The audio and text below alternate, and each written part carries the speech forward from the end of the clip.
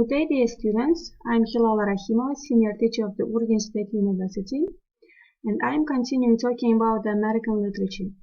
In this short video lecture, I will talk about American literature of the 20th century and about the notion the lost generation. So let's start. We will talk about the term lost generation, how and when and why it appeared. So the term lost generation had appeared as the result of the World War I. So you know that many young people who participated in this war and became the victims of this war were called the lost generation. After having faced death and the force of automatic weaponry, young Americans had lost faith in many traditional values such as patriotism, courage, and religion. Old virtues were neglected and instead the youth became reckless.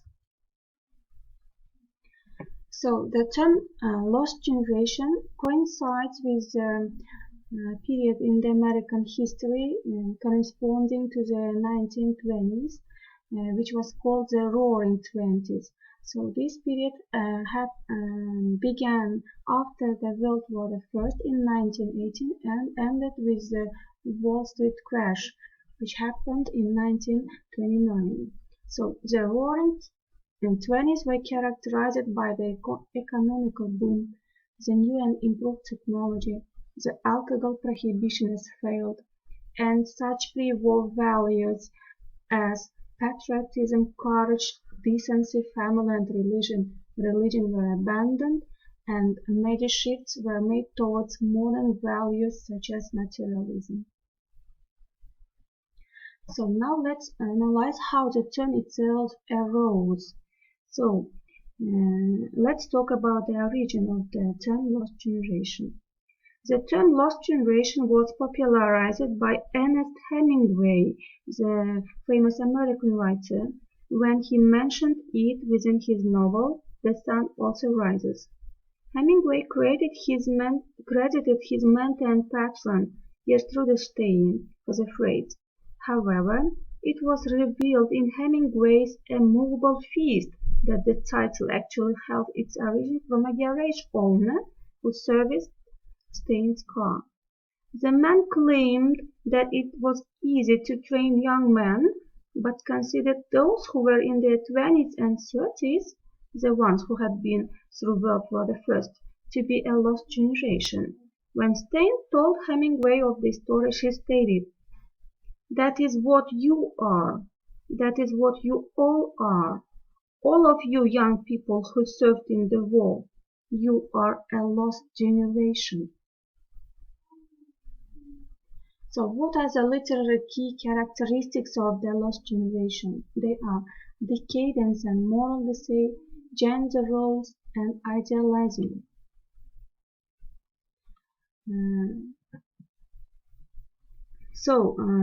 The writers who escaped, what we mean by the word escape here.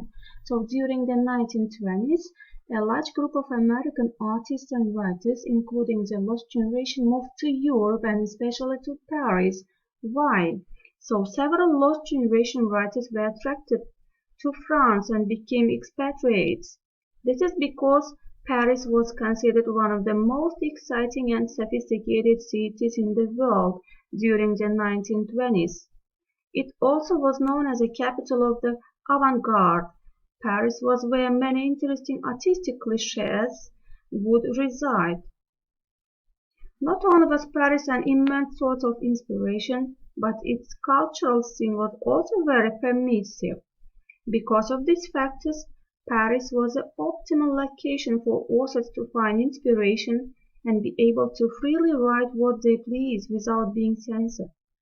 As a matter of fact, Ernest Hemingway published some of his most powerful and controversial pieces in Paris. For example, among them are The Sun Also Rises and Man Without Women. So now let's move to Francis Scott Fitzgerald, another very famous American writer who also belonged to the term lost generation. So he was an American writer, and he was considered among the greatest in the 20th century.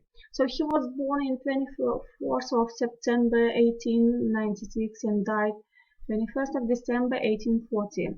And he is best known for his story, The Great Gatsby, which is read by many readers with great pleasure. Fitzgerald had a friendly relationship with Hemingway.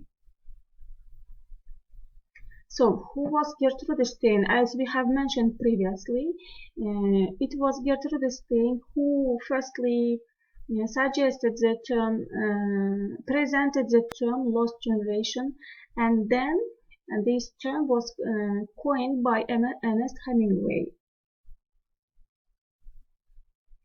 So now let's move to Ernest Hemingway. So Ernest Miller Hemingway, a very famous American writer and a very influential one, was born on the 21st of July 1899 and died on the 2nd of July 1961. So he was not only a writer but also a journalist. In 1954, he was awarded the Nobel Prize in Literature, and he not only coined the term lost generation but also helped to create it, and he himself became the most influential writer, the most influential representative of lost generation. So, Ernest Hemingway was one of the most well-known writers from the lost generation. During the 20s, he became a member of the group of expatriate Americans in Paris. Within his writing, Hemingway always depicted tough yet primitive characters whose bravery and courage would be put against the odds of modern society. Through these confrontations, Hemingway's characters eventually experienced a lot of hope and faith. Hemingway was an ambulance driver during World War I and saw the pains experienced during the war. He expresses his thoughts about these pains within his writings through the characters. So what was the impact of the lost generation to the culture and to the literature? So it aided the cosmopolitan culture, and the culture became more defined to other countries. And what influence does it have to the literature? So development from Victorian literature to realism, and the theory of omission was developed, and minimalism was paid great attention also. Now let's sum up everything we have talked about now. So during the 1920s, a group of American writers moved to Paris, including Gertrude Stein, Ernest Hemingway, and Francis Scott Fitzgerald, and they established a small team later named as the Lost Generation. Lost in this instant doesn't mean physically misdirected, but is, if anything, describing the generation as moral deviates. This notion has sort of a nihilistic vibe, pointing out how the victims of the war were having a hard time being part of normal society, as they were witnesses to how easily anarchy could erupt. And again, I will point your attention to three main characteristics, features of the lost generation. They are decadence and moral decay, gender roles, and idealizing. Now, thank you for your attention. See you at the next video lecture.